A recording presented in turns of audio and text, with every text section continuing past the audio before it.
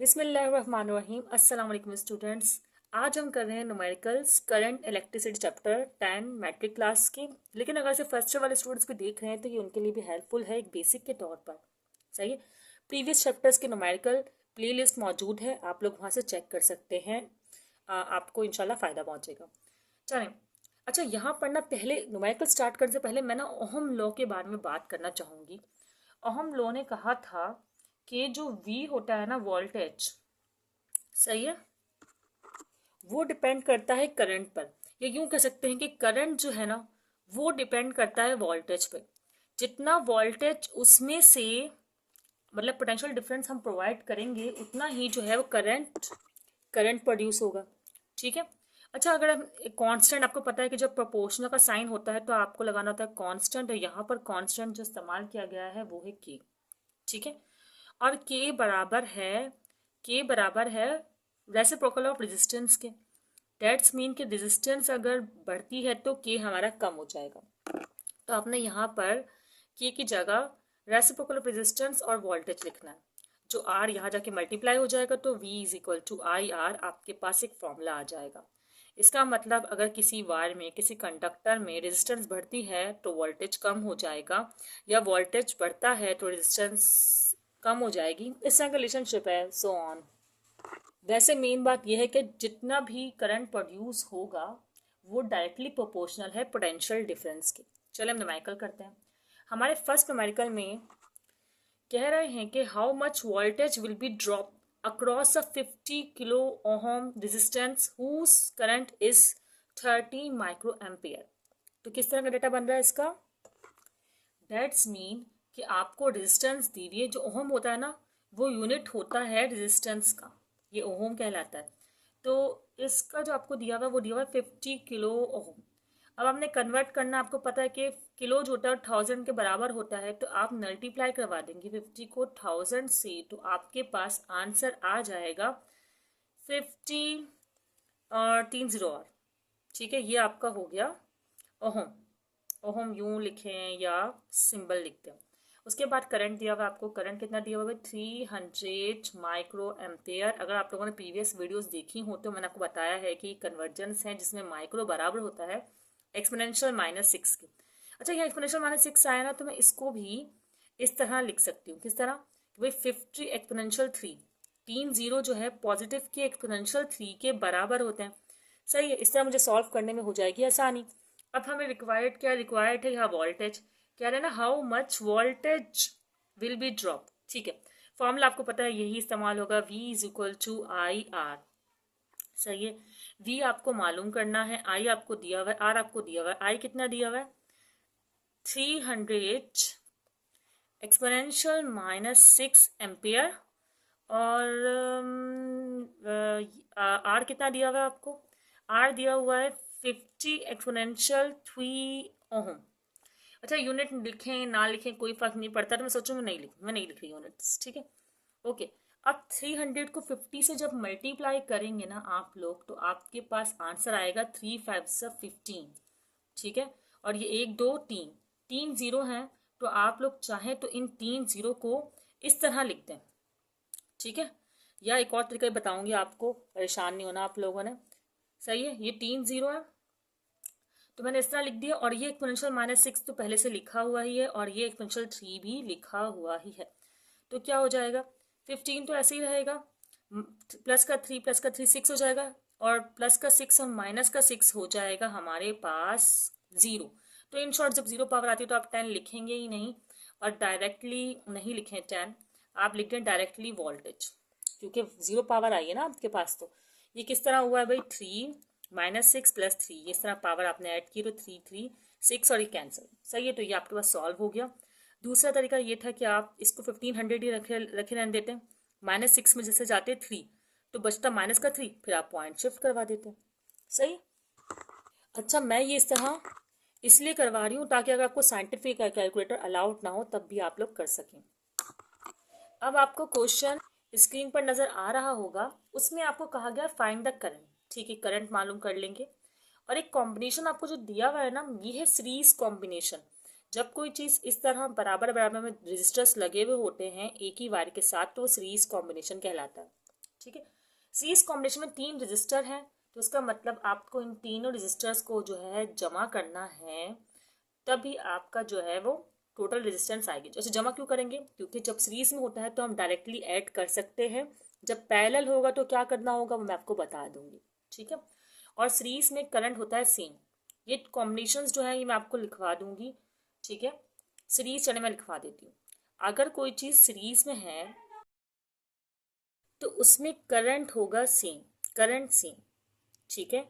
और formula simply आपको add करना होगा। जैसे 2 रजिस्टर है ना तो आपको 2 को ऐड कर देना होगा, 3 होंगे तो 3 को ऐड कर देना होगा, ठीक है। तो यहाँ पर मैं सिंपली एडिशन कर रही हूँ 100, 400 एंड 200 को,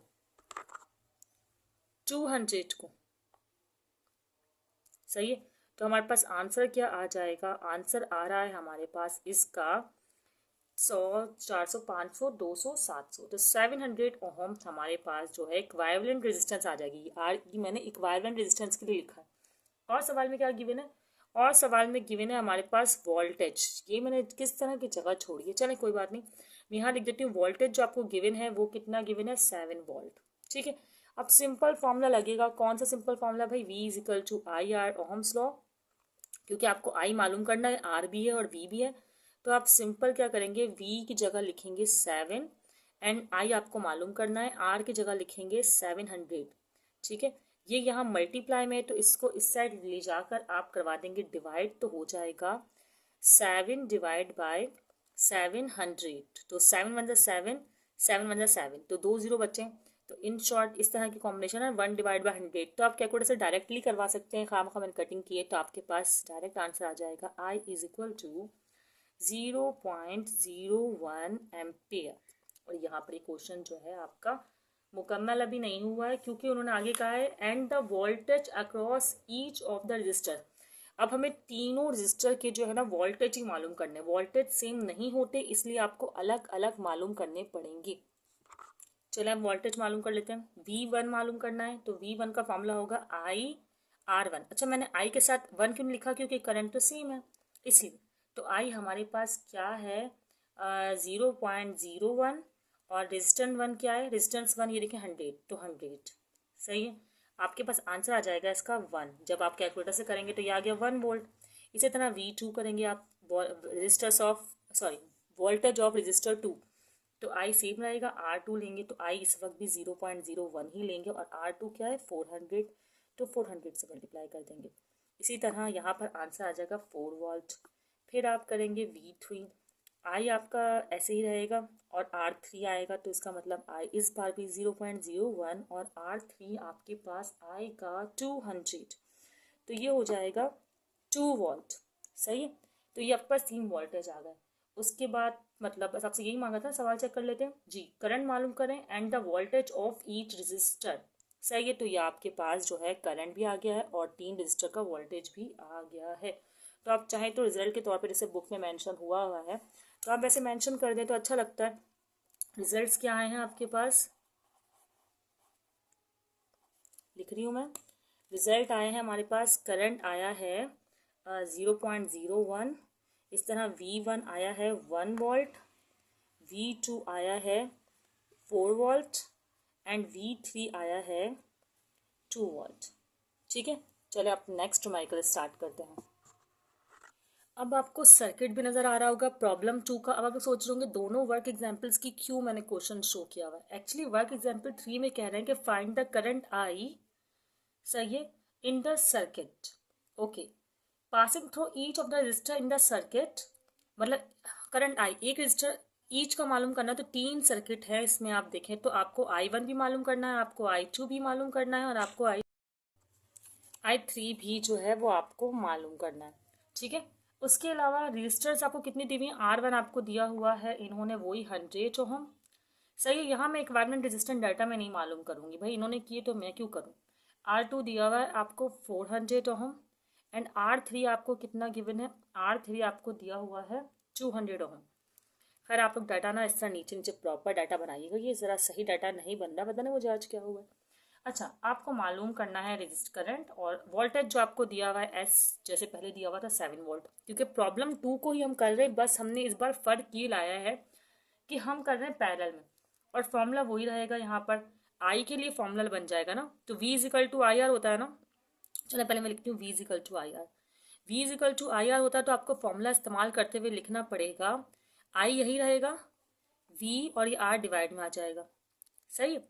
अच्छा, सबसे पहले तो आपको इक्वाइवेलेंट डिस्टेंस चाहिए, चाहिए इक्वाइवेलेंट डिस्टेंस या नहीं चाहिए? बिल्कुल जी, आपको इक्वाइवेलेंट डिस्टेंस मालूम करनी पड़ेगी, क्योंकि आपको आई भी मालूम करना है, मतलब करंट पासिंग थ्रू सर्किट। तो इस तरह आपको इक्वाइवेलेंट डिस्टेंस मालूम करनी पड़ेगी। इक्वाइवेलेंट डिस्टेंस कैसे मालूम करेंगे भाई? जैसे पैरेलल में आप डायरेक्टली सम कर लेते हैं ना, सॉरी सीरीज में आप डायरेक्टली सम कर लेते हैं ना, तो पैरेलल में आप डायरेक्टली सम नहीं कर सकते। आपको इस तरह लिखना पड़ेगा 1/RE 1/R1, सही है, प्लस 1/R2 प्लस 1/R3, इस तरह। ठीक है, ओके। हाँ, इस तरह लिखने के बाद आपने क्या करना है, इसमें वही लिख देनी है वैल्यूज। वैल्यूज क्या आपके पास? वैल्यूज हैं आपके पास 100, 1/400 एंड देन 200। ठीक है, तो इस तरह आपने वैल्यूज लिख देनी है। अब आप इसका कर लें एलसीएम। जब आप एलसीएम करेंगे तो एलसीएम आएगा आपके पास 400, सही है। और आप इसका एलसीएम के बाद क्या करेंगे, आप देखेंगे 100 के डबल में 400 कब आता है? 4 से आता है तो 4 से मल्टीप्लाई करेंगे तो ये 4 आ जाएगा। फिर 400 के डबल में कब आता है? 1 से, तो 1 से मल्टीप्लाई करेंगे 1 हो जाएगा। 200 के डबल में 400 कब आता है? 2 से आता है, तो 2 से मल्टीप्लाई करेंगे 2 हो जाएगा। तो आपके पास आंसर आ जाएगा कुछ इस तरह। ठीक है, 4 + 1 2, तो ये जगह 7/400, सही है। अब आप क्या करें कि रेसिप्रोकल कर दें, दोनों साइड को रेसिप्रोकल कर सकते हैं, तो आपके पास वैल्यू हो जाएगी 400 डिवाइड बाय 7, और इस तरह आपके पास आई आएगा। डिवाइड करके देख लेते हैं, तो आपके पास आ जाएगा, जब इसे डिवाइड करेंगे आप, 57.14 ओहम। अच्छा, बुक में यहीं तक ही आपको आंसर मेंशन किया हुआ है, क्योंकि शायद पॉइंट्स में आ रहा है, लेकिन कोई फ़र्क पड़ता नहीं है पॉइंट्स में आंसर लाने से, तो आपका इक्विवेलेंट डिस्टेंस आ जाएगा। बस आप इसको आप आगे जो है इक्विवेलेंट डिस्टेंस को इस्तेमाल करेंगे करंट निकालने के लिए। ठीक है, करंट निकालने के लिए कैसे इस्तेमाल करेंगे भाई? करंट का जो फॉर्मूला है वो है V/R, सही है। तो अब मेरे पास v जो है इस वक्त, अच्छा मैं ये वाला v और r पुट करूँगी, इससे मुझे आसानी होगी, मैं ये वाला भी कर सकती हूँ, कोई मसले की बात नहीं। v कितना गिवन है हमें? 7 गिवन है, सही है। v 7 गिवन है, और आपके पास r आया है 57.14। आप इस तरह भी लिख सकते हैं, या फिर मैं ये डिवाइड का साइन बना रही हूँ, इसको डिवाइड ही बोलते हैं ना, तो मैं लिख रही हूँ 400/7, सही है।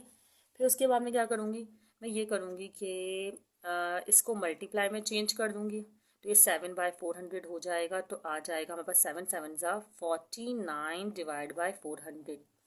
फिर चाहेंगे तो इसको डिवाइड कर लेंगे, चाहेंगे क्या बल्कि करेंगे हम डिवाइड, तो 49 को मैं यहाँ डिवाइड करवा रही हूँ 400 से, तो आंसर आ रहा है, करंट आ रहा है 0.122, सही है, एम्पियर। ओके, तो यहाँ पर ये हमारे पास इक्विवेलेंट करंट आ गया। अब बस लास्ट स्टेप्स रह गए हैं, वो क्या? ईच रजिस्टर से करंट निकालने के। तो ये होगा I1 निकालना है ना हमें, क्योंकि आई सेम नहीं होता, तो ये होगा V1 divide by, sorry V same होगा, पैरेलल में V सेम होता है, तो V divide by R1। V क्या है हमारे पास? 7 है, और R1 इस वक्त हमने गिवन है 100, तो 7 को 100 से डिवाइड करवा देंगे। इस तरह I2 के लिए क्या करेंगे हम? V डिवाइड बाय R2, 7 है, V तो सेम है ना, और R2 है हमारे पास 400 ओम, तो 400 से डिवाइड करवा देंगे। और तो और I3 है हमारे पास, वो भी V डिवाइड बाय R3 हो जाएगा, तो आप इनको डिवाइड कर देंगे। R3 कितना हमारे पास? 200 ओम है, सवाल में आपको नज़र आ रहा होगा। अब बस इनको डिवाइड करके मैं इनके आंसर्स यहाँ लिख रही हूँ। तो ये जो है आपके पास आंसर्स आ गए हैं तीनों, और ये इस तरह, लेकिन बुक में इन्होंने पॉइंट्स में आंसर नहीं लिखे हैं, लेकिन ये आंसर बिल्कुल करेक्ट हैं, आई एम श्योर, इंशाल्लाह। चलें प्रॉब्लम नंबर 4 करते हैं। अब प्रॉब्लम नंबर 4 में आपको कह रहे हैं कि write down, sorry, 100 joule of heat is produce each second in 4 second. 100 joule of heat, वैसे तो हीट का यूनिट जो है क्यू होता है, लेकिन ये आपकी बुक में एच यूज़ किया गया है, तो हम भी एच यूज़ करेंगे। 100 जूल, सही है। फिर कहा गया है कि प्रोड्यूस इन ईच सेकेंड, तो उसका मतलब टाइम दिया हुआ है। ईच का मतलब है कि 1 सेकेंड आपको दिया हुआ है टाइम। और फिर कह रहे हैं इन 4 ओम रजिस्टर, तो रेजिस्टेंस आपको दी हुई है 4 ओम। ठीक है, मालूम करना आपको पोटेंशियल डिफरेंस, जो मालूम करना है वो आपको करना है पोटेंशियल डिफरेंस। अब आपके पास ना Q के लिए आपको फॉर्मूलाज पता होने चाहिए, नेसेसरी फॉर्मूलाज। एक फॉर्मूला है आपकी बुक में शामिल, heat is equal to I square R और टी। ठीक है, इसमें ये आर रेजिस्टेंस है और टी है टाइम। और एक फॉर्मूला है V is equal to I R, ऐसा ही फॉर्मूला है ना, V is equal to I R. अब आपको निकालना है वोल्ट एच। तो आपके पास यहाँ पर क्या गिवन नहीं है, सो नोटिस करें क्या गिवन नहीं है आपके पास। यहाँ पर आपको आर गिवन है, आई नहीं है, तो आप इस वाले फॉर्मूले से आई निकालेंगे पहले। चले स्टार्ट करते हैं। इसके ना दो तरीके हैं, या तो आप इस फॉर्मूले से आई निकाल लें, या जिस तरह आपकी बुक में हुआ है कि आप पहले आई का फॉर्मूला जो होता है V/R होता है, वो इस आई की जगह प्लेस कर दें। तो मेरे ख्याल से मुझे ज़रा आसान ना ये लग रहा था कि हम आई की जगह प्लेस कर दें। आई पहले निकाल भी सकते हैं और फिर इसमें पुट कर सकते हैं, और इसको पहले ही V/R को आई की जगह प्लेस भी कर सकते हैं। तो ये मुझे ज़रा सही लगा, तो मैं लिख दूंगी put the value of I in formula. ठीक है, पुट वैल्यू, चलें वैल्यू को प्लेस कर दिया मैंने, लिख दिया put the value of I in formula. सही है, वो वाला पैड ख़त्म हो गया था। अब यहाँ पे V स्क्वायर हो जाएगा और ये R स्क्वायर हो जाएगा और ये हो जाएगा R और ये जाएगा T। तो इन शॉर्ट इस स्क्वायर से ये R कैंसिल, तो आपके पास फॉर्मूला कुछ इस तरह का बन जाएगा, H is equal to V square R और T। ठीक है, और ये T कैपिटल नहीं है, स्मॉल है, स्मॉल स्मॉल, क्योंकि कैपिटल T तो टेम्परेचर के लिए करते हैं ना आप लोग। ठीक है, चले आप वैल्यू से वैल्यूज प्लेस कर दें।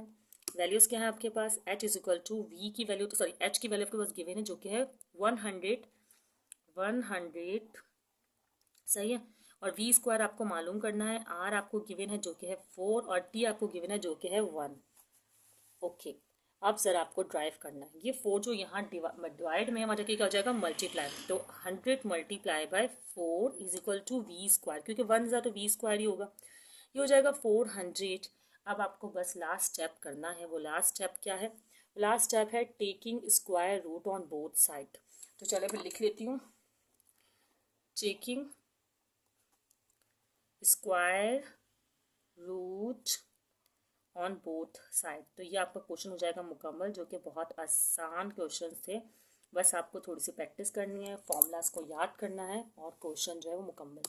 क्या आ रहा है भाई, V स्क्वायर है, रूट लिया हमने 400 है, और रूट किया तो V स्क्वायर से रूट कैंसिल, और इसका रूट आप जब करेंगे कैलकुलेटर में तो आएगा 20 वोल्ट। और आपका रिक्वायर्ड आंसर भी था पोटेंशियल डिफरेंस, तो ये आपका आंसर हो गया। आप चाहें तो लिख सकते हैं potential difference is equal to 20 volt. Easy था। ठीक है स्टूडेंट्स, नेक्स्ट वीडियो में हम इसके जो है जो एक्सरसाइज के क्वेश्चन हैं उनको सॉल्व करेंगे, जो कि बुक के लास्ट चैप्टर के लास्ट में मौजूद है, सेक्शन C के न्यूमेरिकल्स। नेक्स्ट वीडियो में हम करते हैं। अभी तक के लिए इतना ही, दुआ में याद रखिएगा। अल्लाह हाफिज़।